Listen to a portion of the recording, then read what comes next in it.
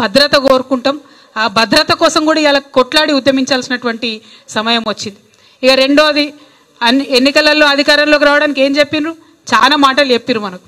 ఏమన్నారు? 18 ఏళ్ళు నిండినటువంటి ప్రతి ఒక్క ఆడబిడ్డకి స్కూటీ ఇస్తామని చెప్పారు. వచ్చిందా ఎవరికైనా స్కూటీ? చేతులు చూపించాలి. వచ్చిందా ఎవరికైనా స్కూటీ? ఒక్కరు కూడా రాలే. మీకు వచ్చిందా? ఏందక్క రాలే కదా?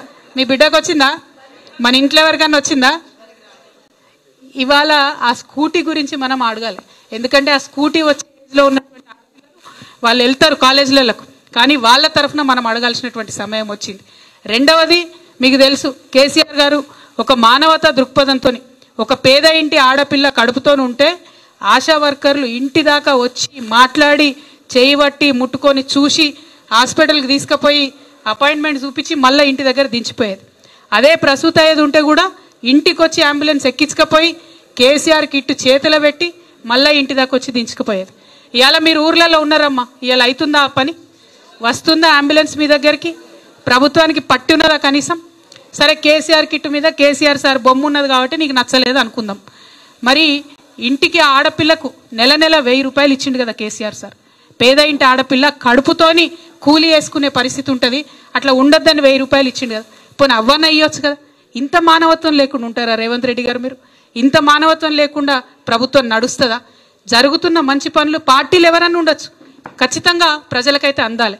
ఇవాళ నేను ఇక్కడ నుండి డిమాండ్ చేస్తా ఉన్నా, ఖచ్చితంగా కేసీఆర్ కిట్ పథకంలో ఏదైతే ఇదివరకు మనం నెలకు 1000 రూపాయలు ఆడబిడ్డలకు ఇచ్చినామో పేద ఇంటి ఆడపిల్లలకు, అది రావాలే, ఇయ్యాలని చెప్పి నేను డిమాండ్ చేస్తా ఉన్నా. ఆనాడు సర్కార్ దవాఖాన్లు మనం మంచిగా చేసుకున్నాం. ప్రైవేట్ హాస్పిటళ్ళకు పోతే ఒళ్ళు గుల్ల అవుతున్నది, ఇల్లు గుల్ల అయ్యే పరిస్థితి ఉన్నది, వాళ్ళు అవసరం ఉన్నా లేకున్నా ఆపరేషన్లు చేస్తున్నారు అనేటటువంటి ఒక బాధతోని ప్రభుత్వ ఆసుపత్రులు మంచిగా చేసుకున్నాం. మళ్ళీ ఇప్పుడు ఏమైంది? ఉల్టా సిస్టమ్. ప్రభుత్వ ఆసుపత్రికి పోవాలంటే భయపడే పరిస్థితి వచ్చింది. దయచేసి ప్రభుత్వ ఆసుపత్రుల మీద శ్రద్ధ పెట్టాలని కూడా ముఖ్యమంత్రి గారిని మేము డిమాండ్ చేస్తూ ఉన్నాం. ఇవాళ ఇక్కడ ఇంకో మాట మనం ఆలోచన చేయాలి. ఇక్కడ ఉన్న కాంగ్రెస్ నాయకులను ఎవరు ప్రజలు నమ్మరే. తెలంగాణ ప్రజలు ఏం చేసిరు? కాంగ్రెస్ నాయకులు ఢిల్లీ నుంచి సోనియా గాంధీని తీసుకొచ్చిరు, ప్రియాంక గాంధీని తీసుకొచ్చిరు, రాహుల్ గాంధీని తీసుకొచ్చిరు. వాళ్ళకు వచ్చిరాని తెలుగులో 2-3 చిలక పలకలు పలికిరు. ఏమన్నారు? మీకు ప్రతి మహిళకు 2500 రూపాయలు ఇస్తాం, ఖచ్చితంగా ఇస్తాం సోనియమ్మ, ఇగో ఇది నా గ్యారంటీ అని 6 గ్యారంటీలు సోనియమ్మ గారు ఇచ్చారు. రేవంత్ రెడ్డి గారి ముఖం చూసి కాదు, సోనియా గాంధీ గారి ముఖం చూసి, రాహుల్ గాంధీ గారి ముఖం చూసి, ప్రియాంక గాంధీ గారి ముఖం చూసి కొంత ఆడబిడ్డలు సరే ఇస్తా అంటాడు కదా. కేసీఆర్ సార్ 2000 ఆల్రెడీ ఇస్తున్నాడు, ఈయన 4000 ఇస్తా అంటుండు, ఈయన 2500 ఇస్తా అంటుండు అందరికీ ఆడపిల్లలకు అని చెప్పి సరే అవకాశం ఇద్దామని ప్రజలు అవకాశం ఇచ్చారు. కానీ ఇవాళ పరిస్థితి ఏమైంది?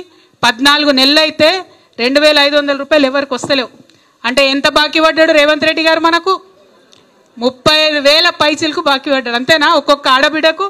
ఇవాళ డిమాండ్ చేస్తూ ఉన్నాం, మా ఆడబిడ్డలందరికీ కూడా 35,000 రూపాయలు మీరు అకౌంట్లో వేయండి, నెల నెలకు 2500 రూపాయలు ఇవ్వండి అని నేను డిమాండ్ చేస్తూ ఉన్నాం. మీరు ఇచ్చిన మాట తప్పితే ఏమవుతుందో తెలుసా? ఎంత ఘోరం అంటే నిన్న రాహుల్ గాంధీ వరంగల్ వద్దాం అనుకున్నారు, కానీ అదే వరంగల్లో వీళ్ళు రైతులకు మాట ఇచ్చిరు, మేము రుణమాఫీ చేస్తాం, మేము రైతు భరోసా ఇస్తాం, మీకు ఎరువులు టైంకి ఇస్తామని అన్నారు. ఇయ్యలే. కాబట్టి రాహుల్ గాంధీ గారు నిన్న వరంగల్ వచ్చే ధైర్యం లేకుండా పారిపోయాడు పాపం. ఆయన తెలంగాణ బిడ్డలతో పెట్టుకుంటే ఎట్లుంటుంది మరి? అది అసలే వరంగల్ గడ్డ. అక్కడ మంచి మంచి వాళ్ళనే మనం రానియలే, వాళ్ళ పప్పులు ఉడకనియలే. రాహుల్ గాంధీ గారు ఇవాళ హైదరాబాద్ వరంగల్ వద్దాం, తెలంగాణ వద్దాం అంటే ఇచ్చిన మాట ఇవ్వకుండా ఎక్కడన్నా తిరిగితే ఊకో. నువ్వు మంచి అవకాశం ఇచ్చినటువంటి మాట తప్పితే అస్సలే ఊరుకోరు. నిన్న వరంగల్లో జరిగింది. ఇవాళ నేను చెప్తున్నా, మా ఆడబిడ్డలకు ఇచ్చినటువంటి మాటలు కనుక మీరు పూర్తి అయిపోతే రేపు తెలంగాణలో ఎక్కడికి కూడా రాలేని పరిస్థితి వస్తుంది ఈ గవర్నమెంట్కు. ఆ విషయం ఆలోచన చేసుకోవాలి. మనకు 200 యూనిట్ల కరెంట్ ఇస్తామన్నారు, అది ఇవ్వమంటున్నాం. మీరు నెలకొక సిలిండర్ 500కి ఇస్తామంటున్నారు, అది ఇవ్వమంటున్నాం. రేషన్ కార్డులు ఇస్తామన్నారు, అది ఇవ్వమంటున్నాం. మేమేం కొత్త, మీరు చెప్పింది చెప్పినట్టుగా చెయ్యమని మాత్రమే అడుగుతూ ఉన్నాం. ఇవాళ మనము